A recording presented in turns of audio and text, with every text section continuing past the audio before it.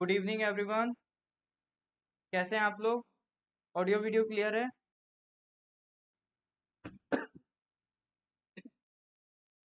हाँ जी sir, audio video clear है आप लोगों तक?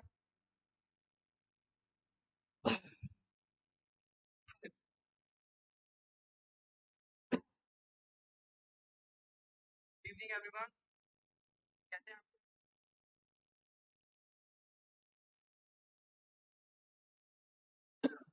Good evening, good evening. All right sir.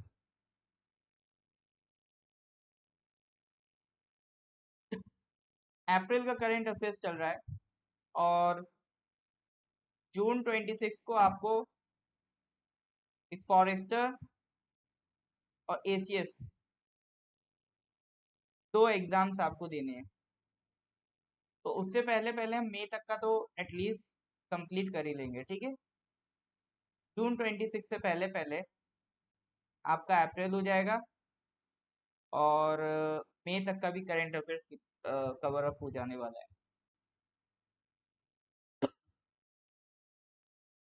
चलिए, तो पहले कुछ पिछले क्वेश्चन देखते हैं, कितना याद है चेक करते हैं। The first edition of the Indian Ocean naval symposium maritime exercise was recently held in which of the following? Bay of Bengal, Arabian Sea, Pacific Ocean या फिर इंडियन ओशन? सही है सर, करेक्ट आंसर।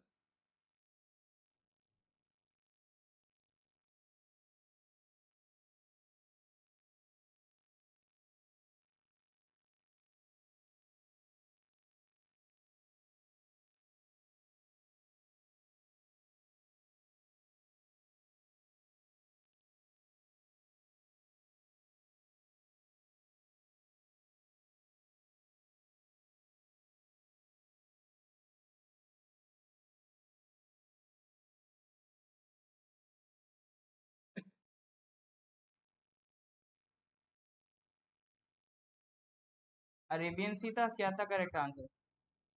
हाँ जी sir, correct answer था Arabian सी।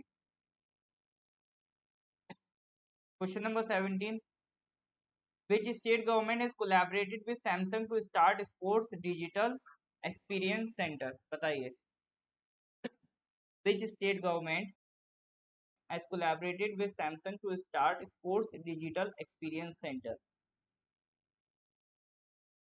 हाँ जी sir, बताइए इसका करेक्ट आंसर क्या होगा?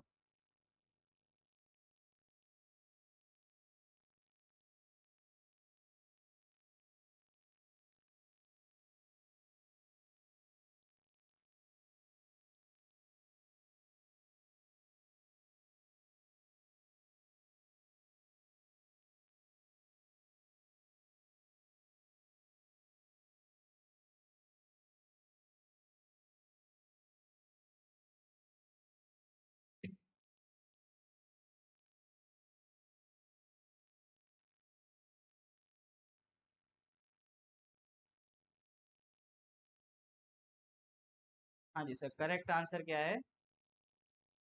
मणिपुर। ये सब डिस्कस कर चुके हैं, युवा फिर से रिवाइज कर रहे हैं। इसका आंसर बताइए। A new book titled Queen of Fire, authored by Devika Rangachari, explores the life of which Indian warrior? Queen of fire किस वॉरियर के बारे में लिखी गई किताब है? हाँ जी सर। देखिए, ये सब पिछली क्लासेस में कवर अप हो चुके हैं ये सारे क्वेश्चन, ठीक है? इन द लास्ट क्लास कुछ अराउंड 4 क्वेश्चन हमने कर लिए थे, ठीक है? आगे आज 40 क्वेश्चन हमने कर लिए थे, ठीक है? आगे आज करेंगे, लेकिन उस तक पहुंचे उससे पहले ये प्रीवियस ईयर के कुछ क्वेश्चन आपके बनने चाहिए। रानी आईएएस, रानी लक्ष्मीबाई। हाँ जी, correct answer is Rani Lakshmibai. All right sir, तो ये तो हो गए लास्ट के क्वेश्चंस। लास्ट क्लास में हम लोगों ने क्वेश्चन नंबर 41 तक करा करा था, ग्लोबल विंड रिपोर्ट, ठीक है? तो ये कौन रिलीज करता है? ये आपका ग्लोबल विंड एनर्जी काउंसिल। इसके आगे कंटिन्यू करते हैं। तो आज का पहला क्वेश्चन ये रहा, the ninth edition of joint special forces exercise खंजर, एक्सरसाइज का नाम क्या? खंजर। वो कहाँ पर हुई थी? स्पेशल फोर्सेस ट्रेनिंग स्कूल बकलो, हिमाचल प्रदेश में। Involving India and which other country? मतलब कुल मिला के एक एक्सरसाइज है खंजर, वो इंडिया और किस कंट्री के बीच हो? ठीक है। क्वेश्चन कई बार ऐसे लंबे लंबे घुमा फिरा के आते हैं, आपको मतलब का पॉइंट ढूंढना है। मतलब का पॉइंट क्या है? एक एक्सरसाइज हुई है खंजर, वो इंडिया और किस कंट्री के बीच हुई। बस सिंपल सा इतना सा क्वेश्चन है, का आपको आंसर आना चाहिए। हाँ जी सर, आंसर दीजिए इसका। देखो मिलिट्री एक्सरसाइज बहुत इंपॉर्टेंट है, कभी भी इससे क्वेश्चन आ सकता है।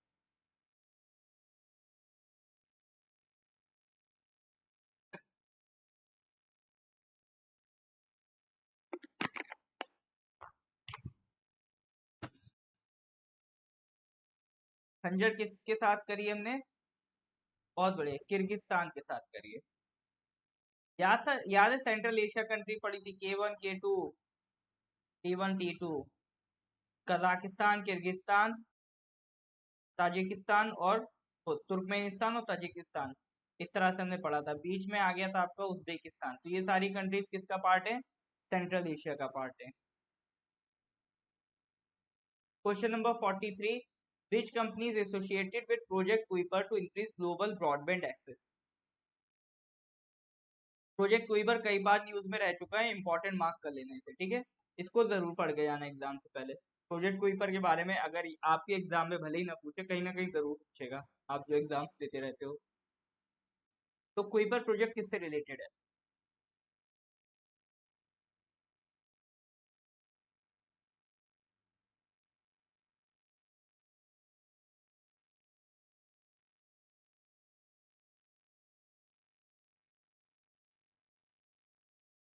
हाँ जी सर, प्रोजेक्ट कुइपर किससे रिलेटेड है? मिहिन का आंसर आ रहा है अमेजोन। बाकी लोग बताइए।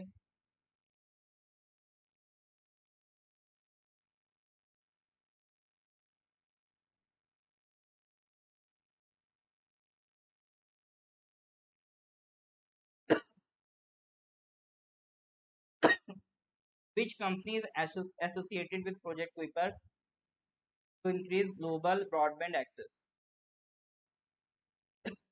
Netflix, Amazon, Walmart, Microsoft.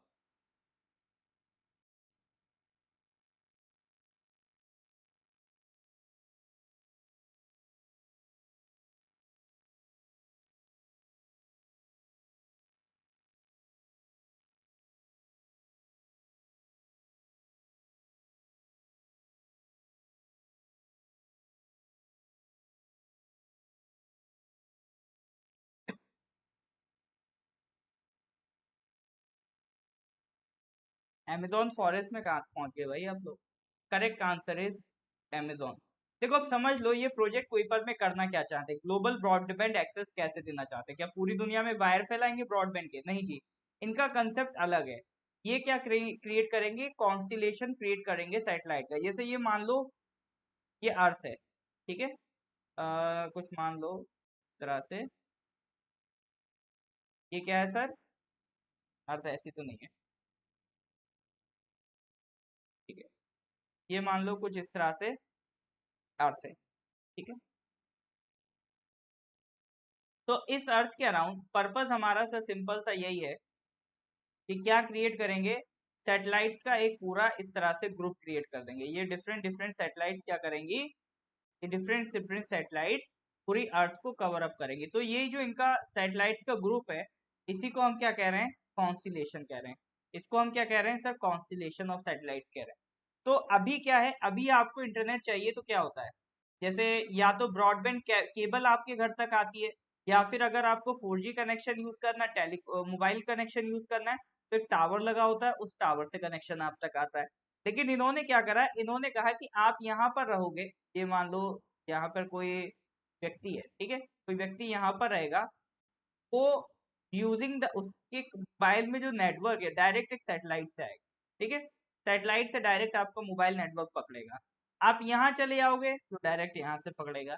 यानी पूरी दुनिया को सैटेलाइट से कवर आप कर देंगे। आप दुनिया के किसी भी घने जंगल में एंटर कर जाओगे, आपको नेटवर्क की कमी नहीं हो, ठीक है। दुनिया के किसी भी जंगल में आप घुस जाओगे, आपको नेटवर्क की कमी नहीं होने वाली। आप डेजर्ट में चले जाओ, आप जंगल में चले जाओ, आप पहाड़ में चले जाओ, हर जगह आपके पास नेटवर्क अवेलेबल हो जाएगा। क्यों? क्योंकि यहाँ पर वायरिंग नहीं करनी है किसी तरह का, किसी तरह का टावर नहीं लगाना है, पूरी दुनिया को सैटेलाइट से कवर अप कर दे। तो यही काम कई बड़ी बड़ी कंपनीज कर रही हैं। आपका टेस्ला कर रहा है ना, आपका वन वेब एयरटेल के साथ मिलके कर रहा है, वन वेब, ठीक है। इसी तरह से अमेजोन कर रहा है। तो अमेजोन का जो प्रोजेक्ट है उसका नाम क्या है, project Kuiper.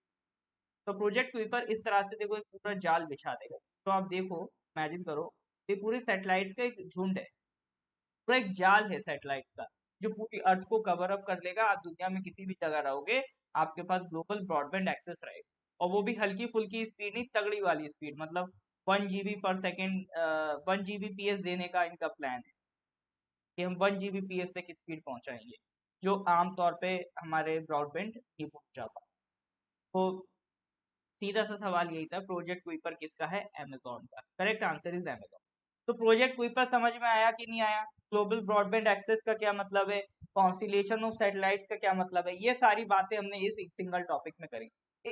Is that clear और नॉट? अगर क्लियर है तो please give me a thumbs up. हाँ जी सर।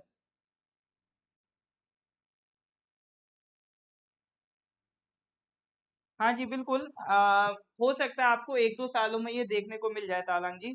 अरुणाचल में इससे बहुत फायदा होगा। 1-2 सालों में मोस्ट प्रोबेबली कोई ना कोई कंपनी तो इस तरह का सेटअप लॉन्च कर ही देगी in with in 1 to 2 years. 1 to 2 years में अरुणाचल को वैसे बहुत बड़े बड़े चेंजेस देखने को मिलने वाले हैं। आपका जो भारत नेट का प्रोग्राम है, जो जिसके तहत एक एक गांव को इंटरनेट से जोड़ा जा रहा है, वो आपका अरुणाचल में बहुत ज्यादा एक्सपेंड हो जाएगा। आपका ये ब्रॉडबैंड, ग्लोबल ब्रॉडबैंड वाला सिस्टम एक्सपेंड हो जाएगा, और अपना एयरपोर्ट भी आ रहा है। 1-2 सालों में अपना होलोंगी एयरपोर्ट भी रेडी हो जाएगा। तो काफी कुछ चेंजेस आपको विद इन फ्यू ईयर्स देखने को मिलेंगे इन अरुणाचल, ठीक है। और आप उन्हें विटनेस भी करेंगे, तो इंतजार करिए इसके लिए।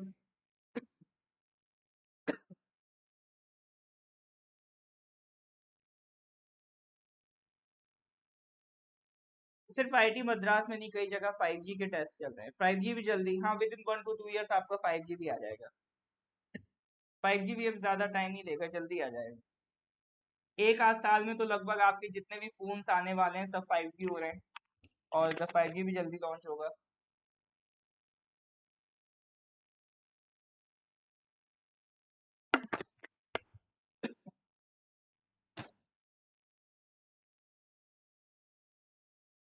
Alright sir.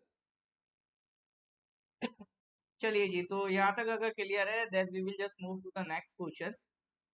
Question number 44, braving the storms, East Asia and Pacific economic update report is the work of which organisation. एक रिपोर्ट है, ब्रेविंग द स्टॉर्म्स,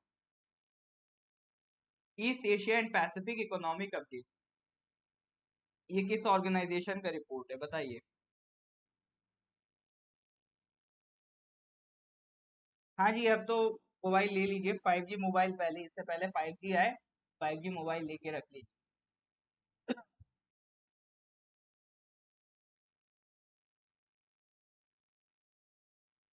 हाँ जी हिबू तामा जी, नेक्स्ट क्वेश्चन आ गया, आंसर दीजिए।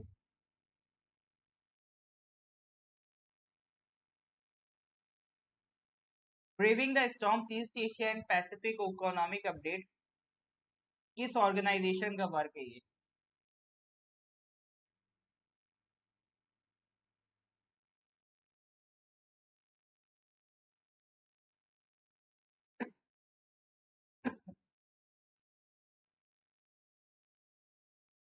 ये वर्ल्ड बैंक की रिपोर्ट, ठीक है। इसकी रिपोर्ट है, वर्ल्ड बैंक की रिपोर्ट। तो इसके तहत इकोनॉमी के लिए 3 रिस्क बताए, ठीक है। जैसे ईस्ट एशिया और पैसिफिक इकोनॉमिक अपडेट है, मतलब ईस्ट एशिया और पैसिफिक वाली जो कंट्रीज हैं, अपनी कंट्री भी किधर आती है, ईस्ट एशिया में ही आती है। तो अपना जो ईस्ट एशिया वाला इलाका है, ठीक है, तो इस इलाके में इकोनॉमी की क्या अपडेट है उसकी रिपोर्ट ये वर्ल्ड बैंक ने बनाई है। तो 3 रिस्क बताए हैं एशिया, ईस्ट एशिया की इकोनॉमी के लिए वर्ल्ड बैंक ने। एक तो फाइनेंशियल टाइटनिंग हो गई है यूएस में, ठीक है, लोन्स वगैरह महंगे हैं। और स्लो डाउन देखने को मिल रहा है आपको चाइना में, चाइना की जो इकोनॉमी बहुत तेजी से चल रही थी, अभी चाइना में भी स्लो डाउन हो रहा है। और तीसरा यूक्रेन वॉर, ठीक है। यूएस में financial tightening, slow down in China, war in Ukraine, ये तीनों चीजें ईस्ट एशिया की इकोनॉमी के लिए रिस्क बन के आने वाली हैं और चल रही हैं, तो इनसे टैकल करना जरूरी है, अदरवाइज इकोनॉमी को बड़ा झटका मिल सकता है, ठीक है। चलिए सर, तो ये रिपोर्ट ध्यान रखना, किसकी रिपोर्ट थी? ये रिपोर्ट थी आपका ब्रेविंग द स्टॉर्म की रिपोर्ट है, वर्ल्ड बैंक की रिपोर्ट है। इसी बात पे मेरे को बता दो, वर्ल्ड बैंक का हेडक्वार्टर किधर है? हाँ जी सर, वर्ल्ड बैंक का हेडक्वार्टर आपको किधर मिलेगा?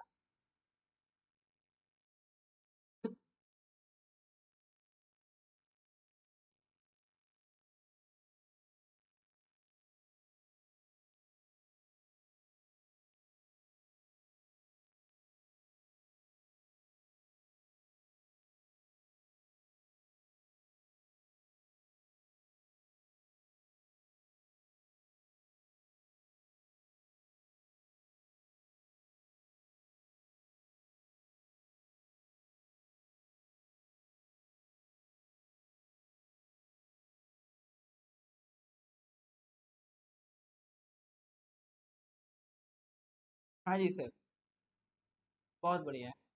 USA, Washington USA. चलिए सर, नेक्स्ट क्वेश्चन पे आते हैं, क्वेश्चन नंबर 45। यूआईडीएआई क्या है? Unique Identification Authority of India, वही जो आधार कार्ड बनाती है। Collaborates with ISRO for developing which portal provide information and locations of Aadhaar centres across India, ठीक है। यूआईडीएआई ने कोलैबोरेशन साइन किया है इसरो के साथ, जिससे एक पोर्टल बनाया जाएगा, और उस पोर्टल पे क्या होगा, जितने भी आधार सेंटर्स हैं इंडिया में, पूरे हिंदुस्तान में जितने भी आधार सेंटर्स हैं, उनकी लोकेशन इजीली अवेलेबल हो पाएगी उस पोर्टल, ठीक है। आधार सेंटर्स की लोकेशन, उनकी रिलेटेड जो भी इंफॉर्मेशन है, उस पोर्टल पे अवेलेबल हो पाएगी। तो पोर्टल का नाम पूछ रहा, उस पोर्टल का नाम क्या है? हाँ जी सर, बताइए पोर्टल का नाम क्या है? तो सब लोग आंसर दे रहे हैं भीम आधार पोर्टल। भीम और मिहिन कह रहे हैं भूपन, बाकी सब लोग। और किसी को कुछ कहना है? इंपॉर्टेंट सवाल है, इसका आंसर जरूर दीजिए।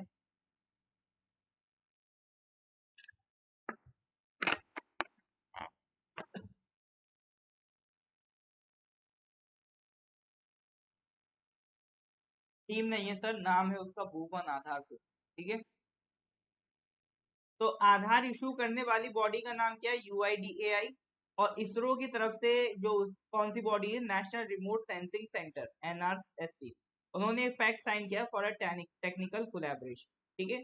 कौन सा पोर्टल लॉन्च करेंगे? भुवन आधार पोर्टल, जहां पर जितने भी आधार सेंटर्स हैं अक्रॉस इंडिया, उन सब की इंफॉर्मेशन और लोकेशन आपको वहां पर क्या हो जाएगी सर? अवेलेबल हो। चलिए सर, ये तो हो गया क्वेश्चन नंबर 46 पे आते हैं। Which is the first Hindi language work of fiction to be shortlisted for the International Booker Prize? बताइए सर।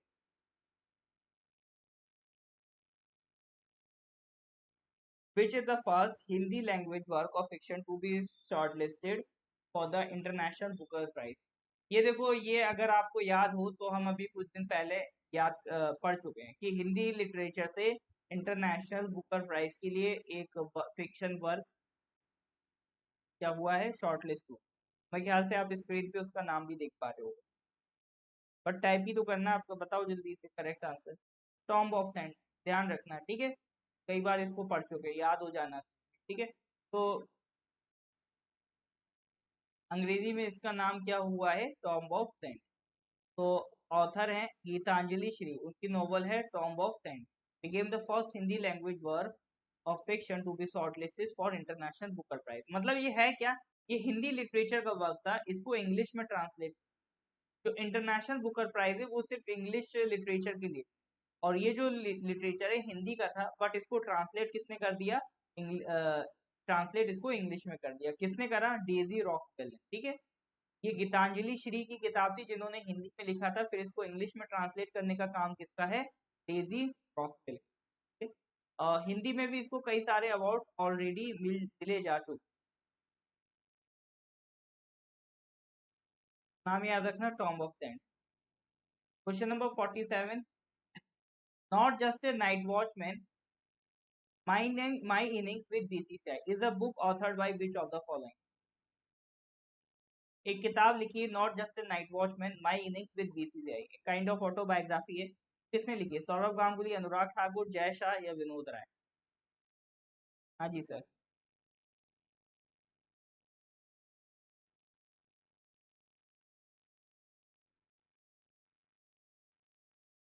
हिबू जी, actually I didn't remember the Hindi name, एक बार आप इसको गूगल कर लीजिएगा, टॉम ऑफ सेंट का हिंदी नेम वो आपको मिल जाएगा।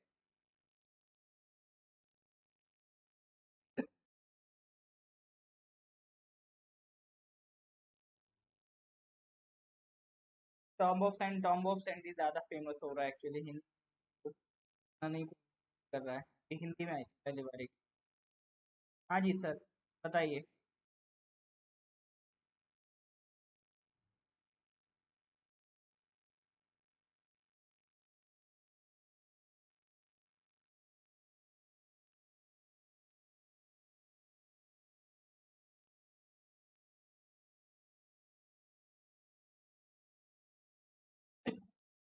Not just a night watchman, my innings with BCCI.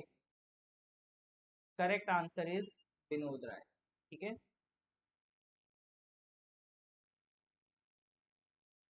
के बारे में थोड़ा सा पढ़ लीजिएगा, बाकी डिटेल्स आपको मिलेंगी। नाम याद रखना किसने करिए, Vinod Rai is the author. चलिए नेक्स्ट क्वेश्चन पे आते हैं, question number 48, which authority has launch the initiative अवसर encourage women craftsmen and artisans?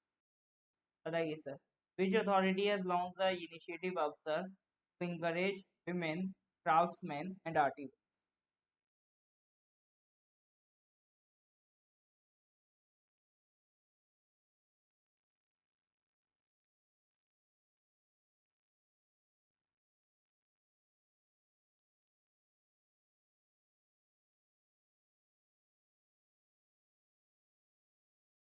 हाँ जी बताइए।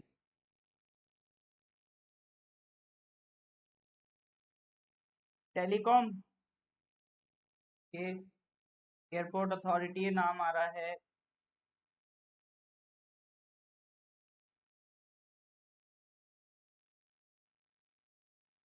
बाकी लोगों को क्या लग रहा है सर, बताइए।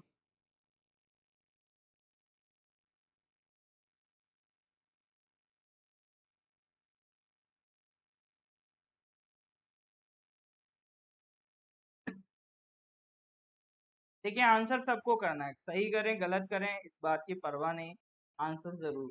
चलिए आंसर देखते हैं इसका, एयरपोर्ट अथॉरिटी ऑफ इंडिया। ठीक है, अफसर किसने लॉन्च किया? Airport authority of India. और सर हमने तुक्का यही लगाया था, ए से ए मिलता है ना, अरे ए से ए मिल गया, लेकिन मतलब जरूरी नहीं है यही तुक्का हर बार काम आए। Airport as venue for skilled artisans of the region, airport as venue for skilled artisans of the region. ठीक है, तो ये इनिशिएटिव का नाम क्या है? अफसर। तो इससे सर करेंगे क्या, इसके तहत जो भी टैलेंटेड विमेन होंगे, आर्टिजन होंगे, क्राफ्ट्समैन होंगे, उनके रिलेटेड जो भी काम होगा एयरपोर्ट अथॉरिटी ऑफ इंडिया के पास, वो उन्हें जरूर प्रोवाइड करेगा। ठीक है, help the indigent to mobilize their households in functionally effective self earn room for self reliance and self dependence. मतलब आर्टिजन्स ढूंढे जाएंगे, क्राफ्ट्समैन ढूंढे जाएंगे, या फिर टैलेंटेड विमेन ढूंढे जाएंगे, के रिलेटेड ऐसा कोई भी काम होगा जो वो अपने लेवल पे कंप्लीट कर पाए। ठीक है, मान लो कोई क्राफ्ट्समैन है, ठीक है, कुछ क्राफ्टिंग वगैरह का अगर एयरपोर्ट में काम होगा तो उससे करवा लेंगे। कोई आर्टिजन है तो कुछ आर्ट वगैरह का काम होगा तो बनवा लेंगे। ठीक है, तो ये सारे के लिए मतलब रास्ते खोलते हैं, ऐसा नहीं कि आप अलग से बिल्कुल हायर करके ला रहे हो बहुत ज्यादा प्रोफेशनल्स। पर्पस है एयरपोर्ट अथॉरिटी ऑफ इंडिया का कि अपने जो लोकल के लोग हैं उनको काम प्रोवाइड किया जा सके। ठीक है, तो उसके लिए ये इनिशिएटिव लॉन्च हुआ है, airport as venue for skilled artisans of the region. याद रखना, अवसर किसने लॉन्च किया है? AAI। ठीक है सर, अवसर किसने लॉन्च किया है? अवसर लॉन्च किया आपका AAI। इज दैट क्लियर और नॉट? याद रहेगा कि नहीं रहेगा?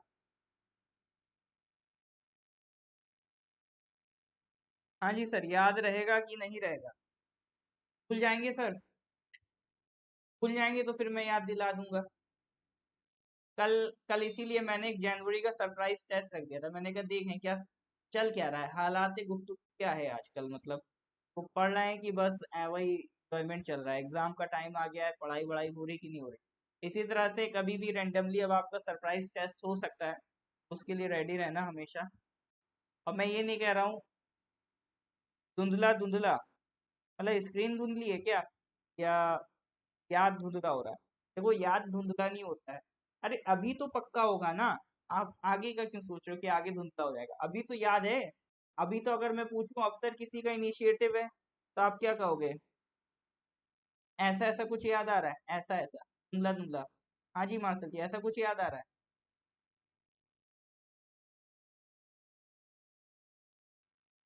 हाँ, सरप्राइज टेस्ट ऐसी आपको आगे और भी मिलते रहेंगे।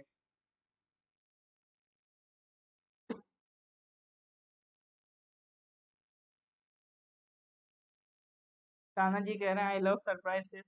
कई लोगों की नींद चली आती है सरप्राइज टेस्ट। चलिए सर, अफसर की फुल फॉर्म क्या है? Airport as venue for skilled artisans of the region.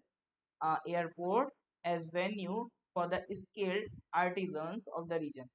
Clear है मिलो जी? अफसर की फुल फॉर्म। टेस्ट सीरीज का टाइमिंग, अरे भैया वो सरप्राइज टेस्ट था, अब अगर मैं टाइमिंग वगैरह दे दूंगा वो सरप्राइज टेस्ट कैसे बचेगा? देखो अगर आप फॉरेस्टर फॉरेस्ट गार्ड के लिए दे रहे हो तो 6 मंथ तक का करके जाओ आप। उससे पुराने भी क्वेश्चंस आ सकते हैं, लेकिन चांसेस उनके कम होते हैं, तो जरा से क्वेश्चंस के चक्कर में उतना बहुत ज्यादा पुराना करंट अफेयर्स करके जाने का मतलब बनता है नहीं। ठीक है। एग्जाम कब होगा? एग्जाम देखो फॉरेस्टर फॉरेस्ट गार्ड का तो आ गया है 26 जून को। अभी टीजीटी पीजीटी का नहीं आया है। इसी दिन एसीएफ का भी है। आई वॉज एक्सपेक्टिंग कि एटलीस्ट एसीएफ और फॉरेस्टर किसी एक का तो डेट आगे बढ़ी जाए। फिर इसके बाद आपका टीजीटी पीजीटी का तो अभी डेट नहीं आया है, तो वो तो हाल फिलहाल में होना भी नहीं है, अभी उसको टाइम लगेगा। ठीक है सर। चलिए नेक्स्ट क्वेश्चन पे आते हैं, question number 49। Recently India successfully flight test the solid fuel ducted ramjet booster. This technology is jointly developed by India and which country? Solid fuel ducted ramjet booster। ठीक है, ramjet engine की बात हो रही है, ramjet इंजन की बात हो रही है, ramjet वर्ड इसमें काम।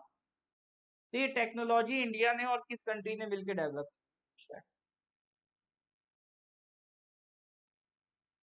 हाँ जी सर, इसका आंसर दीजिए। सॉलिड फ्यूल डक्टेड मतलब एक बूस्टर है, एक रैमजेट काइंड ऑफ एक मान लो इंजन है जिसमें सॉलिड फ्यूल, डक्ट मतलब होता है पाइप, डक्टेड मतलब एक पाइप के थ्रू सॉलिड फ्यूल आ रहा है। ठीक है। तो ये टेक्नोलॉजी किसने डेवलप की? इंडिया ने किसके साथ मिलकर की? सोच समझ के आंसर दीजिएगा। दूसरी कंट्री को अगर गलत आंसर देंगे तो दूसरी कंट्री को बुरा बुरा लग सकता है कि हमारी सारी मेहनत पे पानी फिर।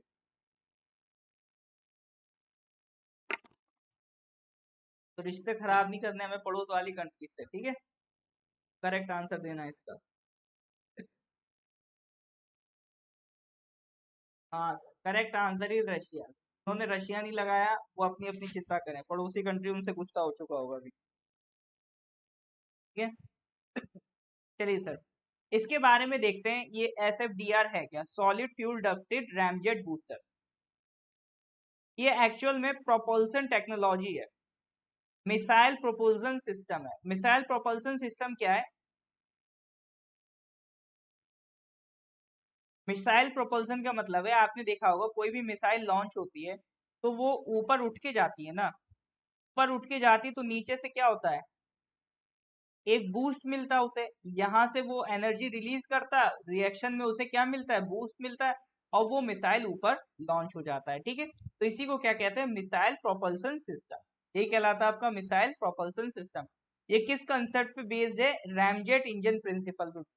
तो अगर हम एसएफडीआर टेक्नोलॉजी यानी solid fuel ducted ramjet engine की बात करें, रैमजेट बूस्टर, तो किस टेक्नोलॉजी पे बेस्ड है? रैमजेट इंजन की टेक्नोलॉजी पे बेस्ड है। अभी रैमजेट इंजन होता क्या है? Ramjet engine is a form of air breathing jet engine. ठीक है, इसमें होता क्या है?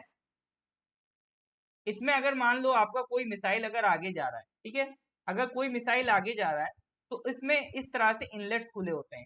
इस इनलेट के थ्रू क्या होता है? फ्रेश एयर एंटर करती है। ठीक है, और फ्रेश एयर एंटर करती है, फिर यहाँ पर इस एयर का कंप्रेशन होता है। ठीक है, ये एंटर करी, फिर यहाँ पर क्या हो रही है? देखो, एयर कंप्रेस हो जाएगी।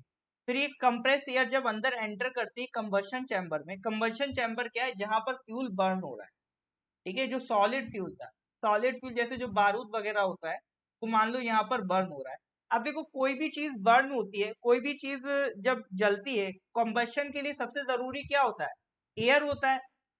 यस और नो? आपने बचपन में एक एक्सपेरिमेंट तो देखा ही होगा ना कि बचपन में सर एक एक्सपेरिमेंट बहुत अच्छा लगता था कि कैंडल है, कैंडल को हमने जला दिया। ठीक है, कैंडल मान लो जल गई, फिर उसके ऊपर एक ग्लास रख दिया। ग्लास रखने के बाद देखा जाता है थोड़ी देर बाद कैंडल क्या होती है? बुझ जाती है, जबकि बुझना तो नहीं चाहिए। क्यों सर? हवा तो मिल नहीं रही है।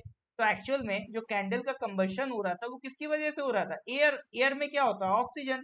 तो अगर आप ऑक्सीजन दोगे तो कंबशन चलता रहेगा। इसी तरह से इस इंजन में होता है। इस इंजन में जो ऑक्सीजन है वो बिल्कुल फ्रेश एयर के थ्रू इधर एंटर करती है, कंप्रेस होके कंबशन चैम्बर में चली जाती है। तो जो एग्जॉस्ट है वो बाहर निकल जाता है। ठीक है, तो रैमजेट इंजन में क्या होता है? एक एयर ब्रीथिंग जेट इंजन की तरह काम करता है, जिसमें व्हीकल के फॉरवर्ड मोशन की वजह से इनकमिंग एयर कंप्रेस हो। ठीक है, जनरली क्या होता है? साइड से कंप्रेशन में कंबशन एयर आती है, लेकिन इसमें क्या होता है? फॉरवर्ड मोशन से एयर आता है। ठीक है, तो रैमजेट इंजन में सामने से एयर हम लेते। इसका नाम ही रैमजेट इसलिए पड़ा है क्योंकि रैम कर देता, बिल्कुल मतलब ऐसे सोचो यार, ऐसे हवा की तरफ रैम कर दिया, हवा अंदर चली है। ठीक है, तो जो इसमें हाई प्रेशर चाहिए, कंप्रेशन के लिए क्या चाहिए? हाई प्रेशर चाहिए। वो कैसे आता है? Rhyming external air into the combustor. जैसे ही एक्सटर्नल एयर आप अंदर डालोगे तो हाई प्रेशर जनरेट हो जाएगा। कि आप खुद इमेजिन करो, अगर ये बहुत तेजी से आगे बढ़ रहा होगा तो इधर से भी जो एयर आएगी वो बहुत तेजी से एंटर करेगी, और वो बहुत ज्यादा हाई प्रेशर में होगी और बहुत ज्यादा उसमें कंबशन करेगी। ठीक है, इज दैट क्लियर और नॉट?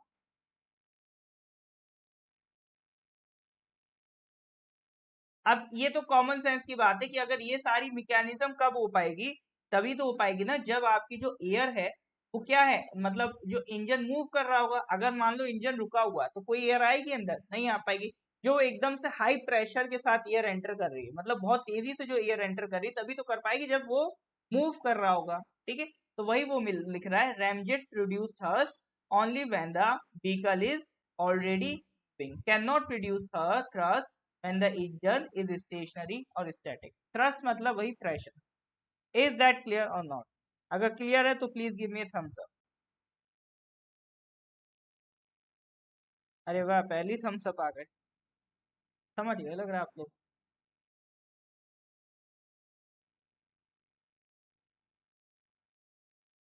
थोड़ा सा टेक्निकल हो गया, तो इसको बहुत ज्यादा डीप डाउन समझना नहीं, बस सीधे समझना जहाँ सीधी हवा एंटर करे वो क्या है? Ramjet engine. ठीक है, जहाँ सीधी हवा एंटर करे वो क्या है सर? Ramjet engine. चलिए सर नेक्स्ट आगे बढ़ते हैं।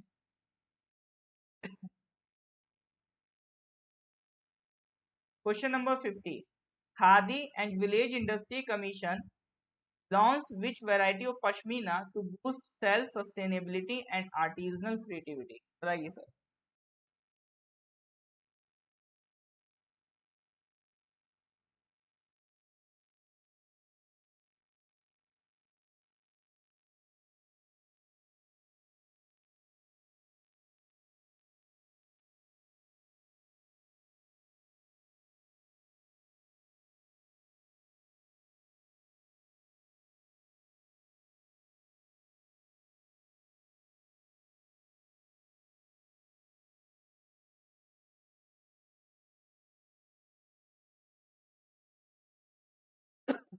हाँ जी sir, Banarasi pashmina,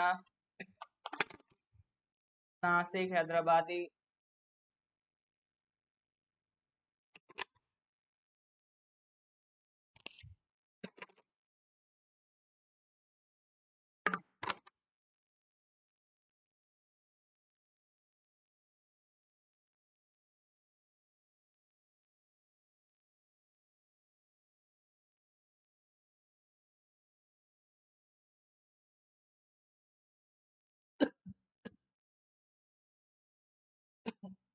khadi and Village Industries Commission launched which variety of pashmina to boost self sustainability and artisanal creativity?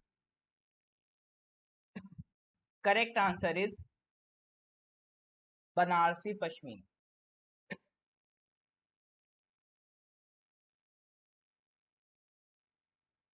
ठीक है. केवीआईसी ने कौन सी पश्मीना लॉन्च की? बनारसी पश्मीना. थोड़ा सा केवीआईसी के बारे में पढ़ लो आप. एक स्टैच्यूटरी बॉडी है. स्टैच्यूटरी बॉडी है तो इसका मतलब इसके लिए कोई कानून बना है. कानून का नाम क्या है? Khadi and Village industries act 1956. ठीक है. Khadi and Village industries act 1956 दो बार अमेंड हुआ 1965 2006. बट ये लाइन हमारे काम की नहीं है. ये सवाल दो तीन चीजें याद रखना. एक तो ये कि स्टैच्यूटरी बॉडी है और किस मिनिस्ट्री के अंडर आती है? तो एमएसएमई के अंडर आती है. ठीक है. एमएसएमई के अंडर आती है आपका खादी विलेज इंडस्ट्रीज कमीशन. 1956 में कानून बना और 1957 में आपका ये बॉडी बन गई. ठीक है. तो 1957 में बॉडी बन गई. कौन सा पश्मीना है? बनारसी. नेक्स्ट क्वेश्चन पे आते हैं. Question number 51.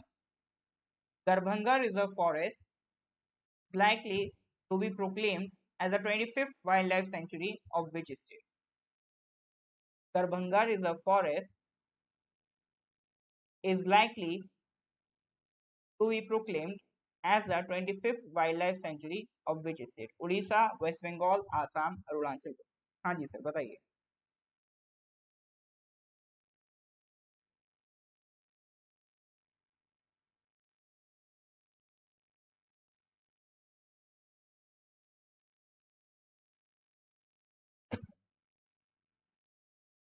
Darbhanga reserve forest ये भैया पता होना चाहिए. अपनी एरिया का है ये. अपने एरिया का है. इसका नाम पता होना चाहिए. ठीक है. इंपॉर्टेंट है. अभी उसको वाइल्ड लाइफ सेंचुरी बना रहे हैं. 24 वाइल्ड लाइफ सेंचुरीज हैं उस स्टेट में ऑलरेडी. तो 25th वाइल्ड लाइफ सेंचुरी बनने वाला है. क्या लगता है सर क्या होना चाहिए आंसर? आपके एरिया का सवाल है. बनना चाहिए.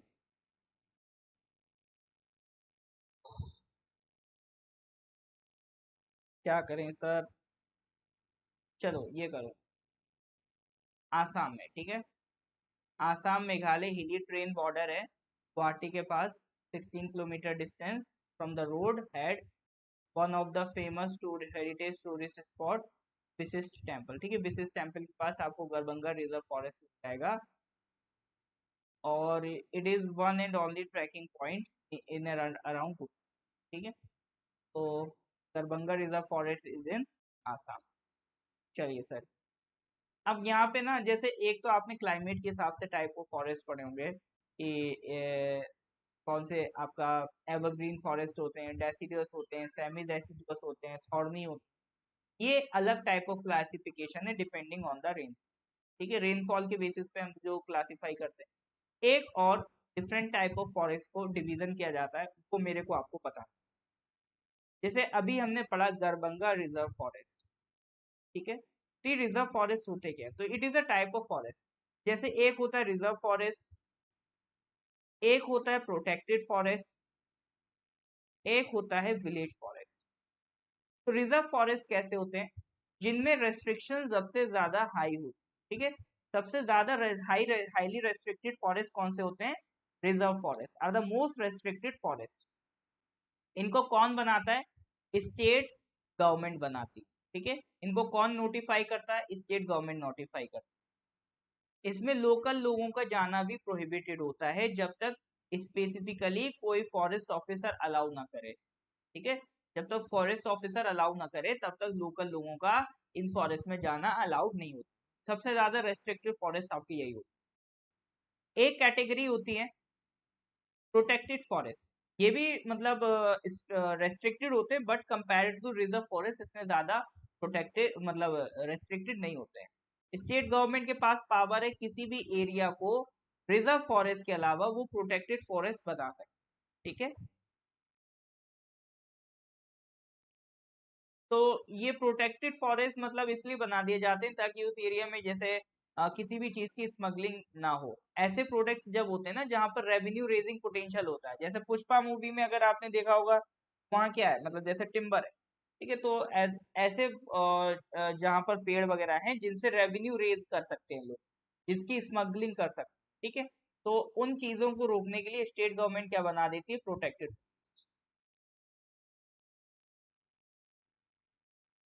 और किसी एरिया को कंजर्व करना होता तो रिजर्व फॉरेस्ट बना देती है, इसीलिए वहाँ रेस्ट्रिक्शन बहुत ज्यादा हाई होती है। प्रोटेक्टेड फॉरेस्ट मतलब बनाने का पर्पज वही है कि वहां पर अगर किसी तरह की स्मगलिंग हो रही है तो उसको रोका जा सके।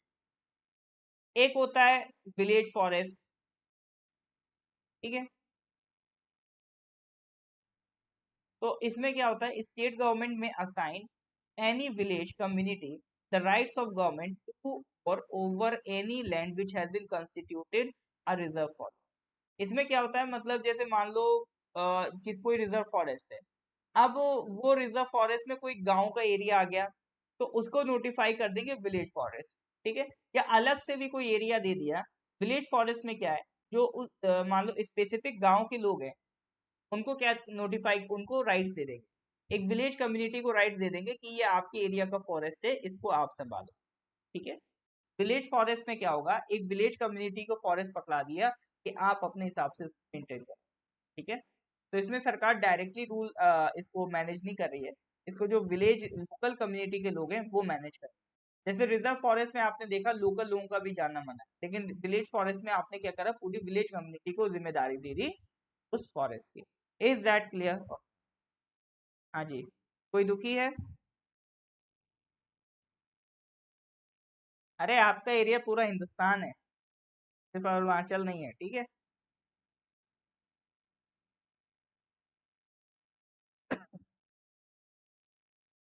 यस और no?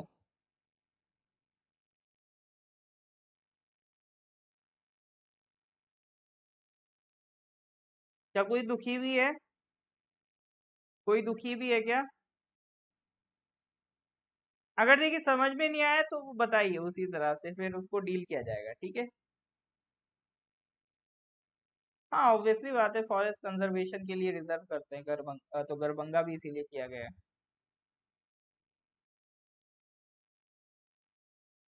All right sir, then just move forward. अब एक फॉरेस्ट कवर रिपोर्ट आती है, देखो, Indian state of forest report 2021। ये मैंने कुछ, जब ये रिपोर्ट लॉन्च हुई थी तो अपने ग्रुप्स में मैंने इसको अपलोड किया था, एक बार फिर से कर दूंगा, ठीक है।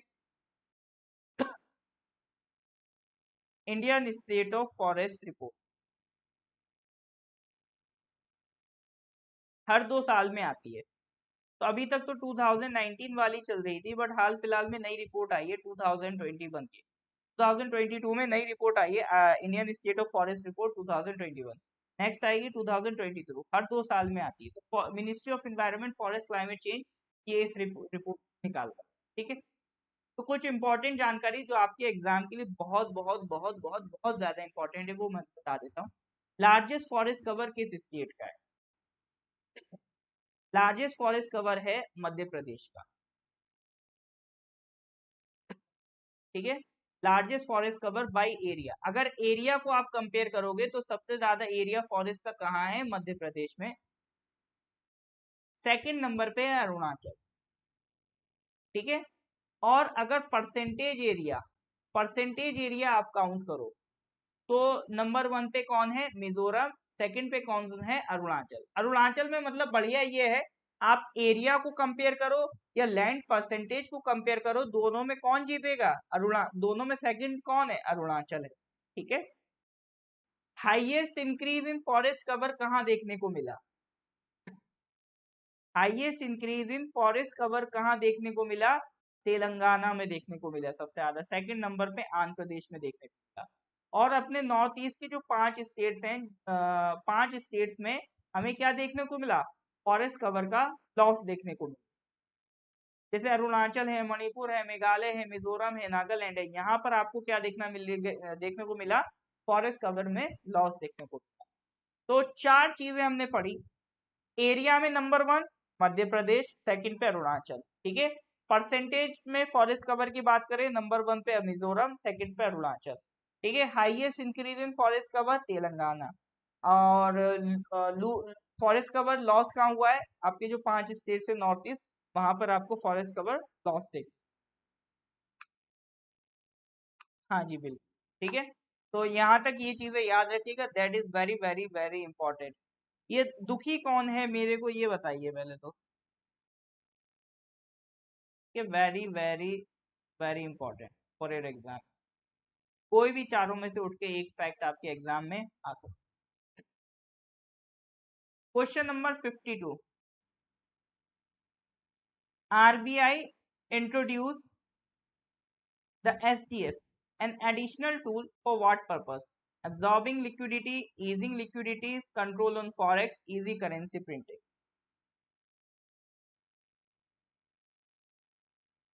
हाँ जी सर बताइए। आरबीआई ने स्टैंडिंग डिपॉजिट फैसिलिटी लॉन्च की है, इसलिए लिक्विडिटी एब्जॉर्ब करने के लिए, लिक्विडिटी ईज करने के लिए, फॉरेन फॉरेक्स कंट्रोल करने के लिए, या करेंसी प्रिंटिंग को ईज करने के लिए। देखो लिक्विडिटी का मतलब है कैश, ठीक है। लिक्विडिटी का मतलब क्या है? कैश। कैश को, कैश या फिर कह लो मनी, मार्केट में जो पैसा दौड़ रहा है, मनी सप्लाई है, एब्जॉर्ब करना मतलब उसको कम कर देना। एब्जॉर्ब भी कह देते हैं, सक वर्ड भी यूज कर देते हैं, ठीक है। सकिंग द लिक्विडिटी, तो आप क्या कर रहे हो? पैसे को खींच रहे हो मार्केट।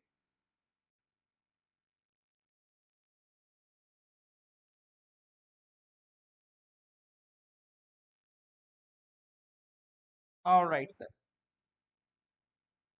निजिर is crying why? हाँ जी बताइए सर, करेक्ट आंसर इसका क्या होगा?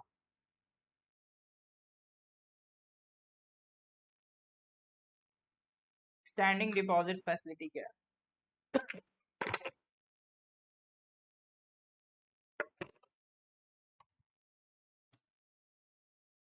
अच्छा इतना तो हमें पता है ना, जब हम किसी से लोन लेने जाते हैं तो हमें कुछ कोलेटरल रखना पड़ता है।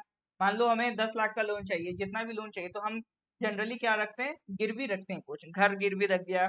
तो ये क्या कहलाता है? कोलेटरल कहलाता है। कुछ भी लोन लेना है तो आपको क्या रखना पड़ेगा? कुछ ना कुछ कोलेटरल में रखना पड़ेगा। तो जब आरबीआई और बैंक के बीच लोनबाजी होती है, जैसे मान लो आरबीआई अगर बैंक को लोन देता है, ठीक है, आरबीआई अगर बैंक को लोन देता है, किस रेट पे देता है सर? रेपो रेट पे लोन देता है, ठीक है। कौन सा रेट होता है वो? रेपो रेट होता है। तो उसमें बैंक क्या करता है? कुछ कोलेटरल भी देता है, यस और नो? तो बैंक, आरबीआई ऐसा नहीं मजे मजे में कितना भी पैसा दे देगा, उसके बदले में बैंक को कुछ कोलेटरल रखना पड़ता है। वो कोलेटरल में क्या होता है? गवर्नमेंट सिक्योरिटी होती है। कोलेटरल में क्या देता है बैंक? उसको गवर्नमेंट सिक्योरिटी होती है, ठीक है। वो आरबीआई के पास रखवा देता है।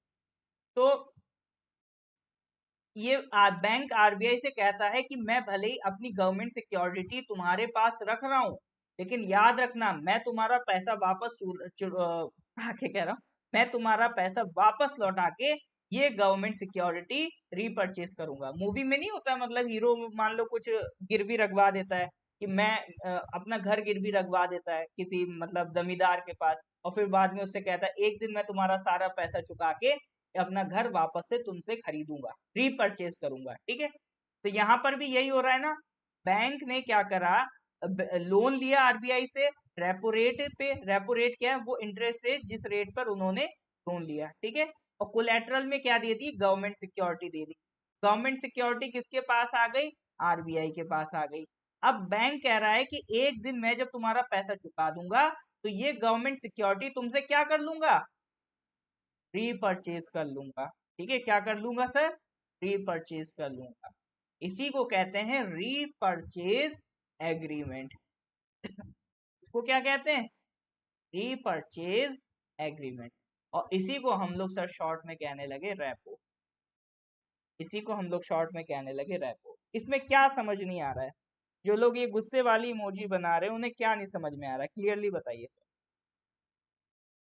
अभी हम अपनी बात पे नहीं आए, ठीक है। अभी हम वो स्टैंडिंग डिपॉजिट फैसिलिटी से पहले और भी कुछ इंपॉर्टेंट चीजें मुझे बतानी थी, तो वो मैं बता रहा हूँ, ठीक है। ये कहलाता है रेपो। अच्छा, रेपो में क्या हो रहा है, बैंक को आरबीआई पैसा दे रहा है, तो यानी बैंक के पास पैसा जाने का मतलब है मार्केट में पैसा जाना, ठीक है, हमेशा ध्यान रखना, बैंक के पास पैसा जाने का मतलब है मार्केट में मनी सप्लाई बढ़ जाना, मार्केट में मनी सप्लाई घटेगा तो नहीं, बढ़ जाएगा। तो हमने सर ये समझा अभी तक कि आरबीआई और बैंक का रिश्ता कुछ ऐसा होता है कि अगर आरबीआई बैंक को लोन देता है तो वो रेट कहलाता है रेपो रेट, बट अगर बैंक आरबीआई को लोन देगा, ठीक है, ऐसा भी होता है कि मान लो बैंक अपना कुछ पैसा आरबीआई के पास रखा है, मतलब एक तरीके से बैंक ने आरबीआई को लोन दिया, तो वो किस रेट पे देगा सर, वो कहलाता है रिवर्स रेपो रेट। उल्टा हो गया ना, क्योंकि अब बैंक आरबीआई को लोन दे रहा है, इसको क्या कहते हैं, रिवर्स रेपो रेट। इस केस में आरबीआई बैंक से अगर पैसा लेगा तो बैंक से पैसा लेने का मतलब है मनी सप्लाई को कम कर देना, ठीक है, अगर बैंक के पास पैसा आ रहा है तो मतलब मनी सप्लाई बढ़ रहा है, बैंक के पास से पैसा जा रहा है तो मतलब मार्केट में लिक्विडिटी कम हो रही है, मनी सप्लाई कम हो रहा है। लेकिन ये सारी जो चीजें चल रही हैं कि अगर बैंक पैसा लेगी तो वो आरबीआई के पास कुछ कोलेट्रल रखवाएगी, अगर आरबीआई पैसा लेगा तो वो भी कुछ कोलेट्रल रखेगा बैंक के पास, ठीक है, अगर आरबीआई बैंक से पैसा लेता है तो वो कुछ ना कुछ कोलेट्रल गवर्नमेंट सिक्योरिटी बैंक के पास रखेगा ही रखेगा। इज दैट क्लियर और नॉट? यहां तक रेपो रिवर्स रेपो ये क्लियर है कि नहीं है? रेपो रिवर्स रेपो क्लियर है कि नहीं?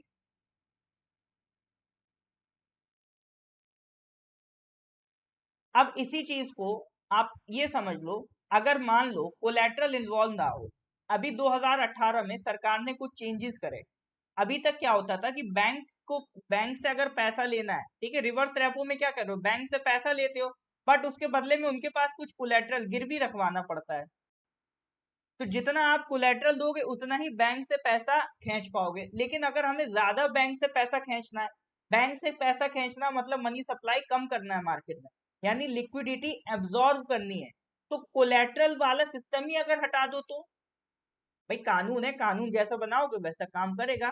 तो 2018 में सरकार ने कानून में कुछ बदलाव किए और उन्होंने कहा कि आरबीआई बैंक से अब बैंक आरबीआई बैंक से लोन लेगा बट उसे कोलेट्रल अगर नहीं देना है तो वो सुविधा कहलाएगी स्टैंडिंग डिपॉजिट फैसिलिटी, ठीक है, यानी पूरा रिवर्स रेपो वाला ऑपरेशन अगर बिना कोलेट्रल के हो जाए तो वो कहलाएगा स्टैंडिंग डिपॉजिट फैसिलिटी। इससे आसान आपको कोई नहीं समझा सकता एसडीएफ का मतलब, ठीक है, कहानी वही रिवर्स रेपो वाली है बट पहले कोलेट्रल था, अगर आपने कोलेट्रल हटा दिया that will called standing deposit facility, SDF. Is that clear और नॉट? हाँ जी सर, यहां तक कोई दिक्कत है तो बताइए।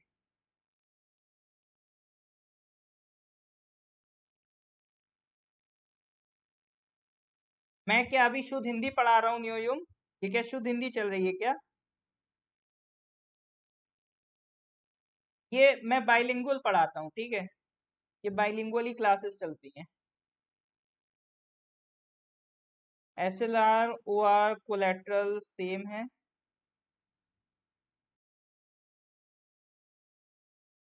नहीं जी, एसएलआर अलग है, ये जो कोलेट्रल में ये लोग रखते हैं ना वो एसएलआर के अलावा पैसा होता है, ठीक है, एसएलआर इज डिफरेंट, मतलब बैंक के पास कौन सा पैसा है, सीआरआर प्लस एसएलआर प्लस कुछ जो लोनेबल फंड होता है जिसको वो लोन दे पाते हैं, उसमें से कुछ इन्हें देना पड़ता है, ठीक है। गवर्नमेंट सिक्योरिटी का मतलब क्या है, गवर्नमेंट सिक्योरिटी का मतलब ये है, गवर्नमेंट सिक्योरिटी का मतलब होता है कि मान लो जैसे कोई पर्सन एक्स है, ठीक है, और वो पर्सन वाई से पैसा ले, ठीक है, ये पर्सन एक्स है, ये वाई से कह रहा है, ये मान लो आप हो, ये मान लो अंबानी जी, अंबानी जी को बिजनेस चलाना है और ये आपसे, ये आप है, ये आपसे पैसा ले रहे हैं, अंबानी जी क्या कह रहे हैं, मुझे 1,000 रुपए दे दो, मैं तुम्हें एक एग्रीमेंट बना के दूंगा, उसमें लिखूंगा कि 1,000 रुपए मैंने तुमसे लिए हैं, अगली साल 10% इंटरेस्ट के साथ मैं तुम्हें ये पैसा वापस कर दूँ और एक इस तरह का तुम्हें एग्रीमेंट बना के दे देंगे, तो ये क्या कहलाता है, क्या ये कहलाता है बॉन्ड, ठीक है। इसको क्या कहलाता है, कहते हैं। अब अगर अंबानी जी की जगह अगर गवर्नमेंट हो, जैसे भारत सरकार है, कोई भी कंट्री की गवर्नमेंट है, वो ये काम करे कि आपसे पैसा ले और बदले में आपको एक एग्रीमेंट बना के दे, तो अगर गवर्नमेंट इन्वॉल्व होती है तो उसे बॉन्ड नहीं कहते हैं, उसे कहते हैं गवर्नमेंट सिक्योरिटी। ठीक है, इसे ही कहते हैं गवर्नमेंट सिक्योरिटी। बॉन्ड बॉन्ड वाला काम अगर सरकार करती तो वो कहलाती है government security. Is that clear और नो? शिवम फ्लागो, क्लियर है कि नहीं?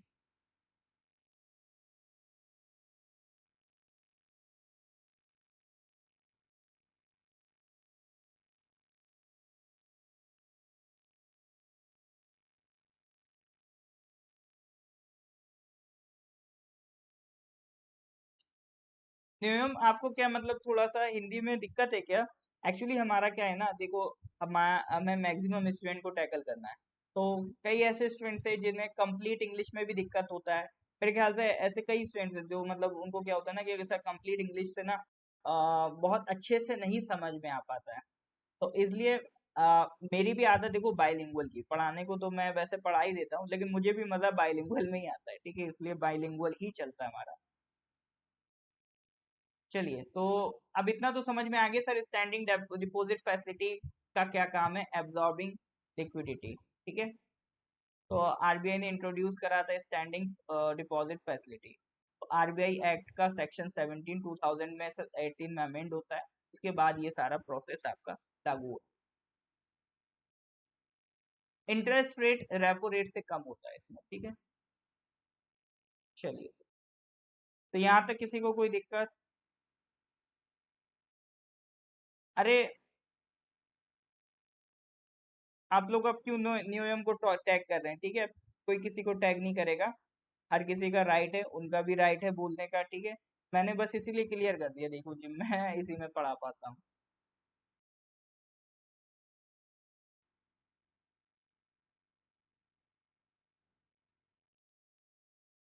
ठीक है, कोई भी टैग नहीं करेगा म्यूजियम जी को। देखो, हर किसी को अपनी बात कहने का अधिकार है। म्यूजियम जी ने भी अपना पॉइंट रखा, कोई भी अपना पॉइंट रखे। ठीक है, कोई दिक्कत वाली बात नहीं है।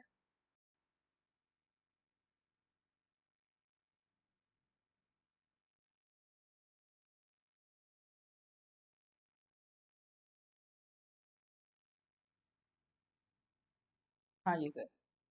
म्यूजियम जी, कोई अगर आपको अलग से कोई प्रॉब्लम रह जाती हो ना, तो मेरा नंबर ले लो, 9990 784 6 4। ठीक है, 9990 784 6 4। इस पर आप व्हाट्सएप कर सकते हो। इनकेस अगर आपको कोई दिक्कत है, लैंग्वेज प्रॉब्लम अगर बैरियर बन रहा है, आप चाहते हो प्रॉपर इंग्लिश में, तो कोई डाउट वगैरह रह जाता है, तो आप इस पे भी डिस्कस कर सकते हो। ठीक है, हाँ जी नियम जी, क्लियर है कि नहीं है?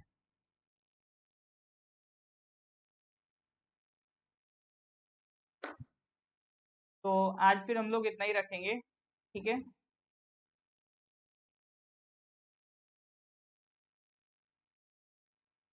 नेक्स्ट नहीं, आज फिर इतना ही रखते हैं।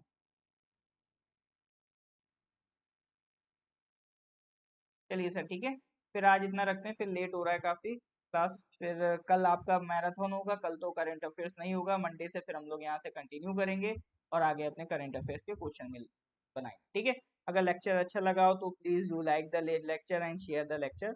We will move the next class, बाकी के question in the next class. All right everyone, thank you, have a nice day, night.